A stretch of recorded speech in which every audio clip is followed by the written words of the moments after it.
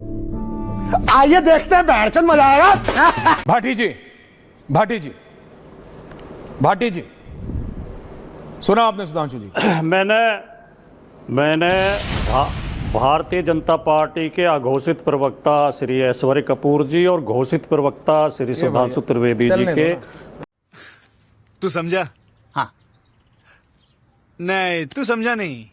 वक्ता श्री सुधांशु त्रिवेदी जी के 5-5 मिनट के लंबे प्रवचन सुने और लगभग 10 मिनट के प्रवचन सुनने के बाद मुझे एक भी वाक्य सार्थक नहीं सुनाई दिया, जिसका कोई मतलब निकलता हो, जिसका कोई अर्थ निकलता हो। मैं समझ ही नहीं पाया कि आप चर्चा किस विषय पर करना चाहते हैं। तभी आपको सार्थक लगेगा तो मैं क्या करूं?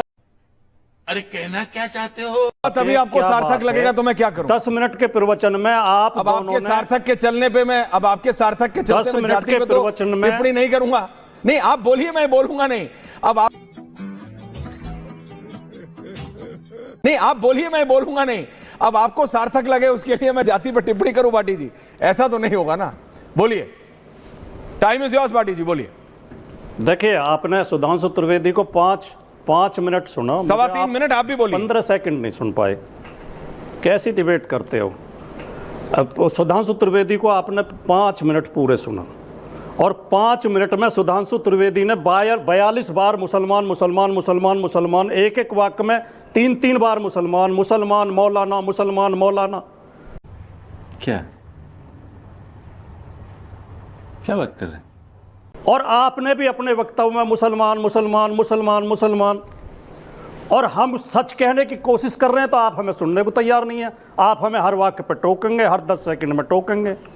देखिए, मुझे तो इस डिबेट का केवल एक अर्थ समझ में आ रहा है कि भारतीय जनता पार्टी चाहती है कि देश की असली समस्याओं से ध्यान हटाने के लिए, भाजपा सरकार की विफलताओं से ध्यान हटाने के लिए, मोदी जी के फेल्योर से ध्यान हटाने के लिए, जो भारत की आर्थिक स्थिति बहुत भयंकर स्थिति में पहुंच गई है, आर्थिक व्यवस्था, और जो भारत में बेरोजगारी उच्च स्तर पर पहुंच गई है, महंगाई उच्च स्तर पर पहुंच गई है, भ्रष्टाचार उच्च स्तर पर पहुंच गया है, देश की रक्षा मोदी जी नहीं कर पा रहे हैं, उनसे ध्यान हटाने के लिए भारतीय जनता पार्टी चाहती है कि देश में हिंदू मुसलमान हिंदू मुसलमान हिंदू मुसलमान होता रहे, और उसमें हमारे चैनल बीजेपी की मदद कर रहे हैं।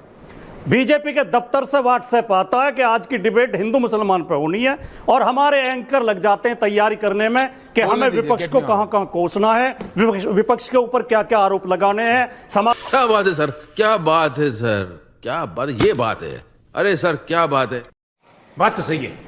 विपक्ष के ऊपर क्या क्या आरोप लगाने हैं। समाजवादी पार्टी समाजवाद की बात नहीं करती है, कांग्रेस राष्ट्रवाद की बात नहीं करती है, बहुजन समाज पार्टी बहुजन समाज की बात नहीं करती है। एक भारतीय जनता पार्टी है जो सही देश हित में बात करती है, और देश हित में क्या कर रही है?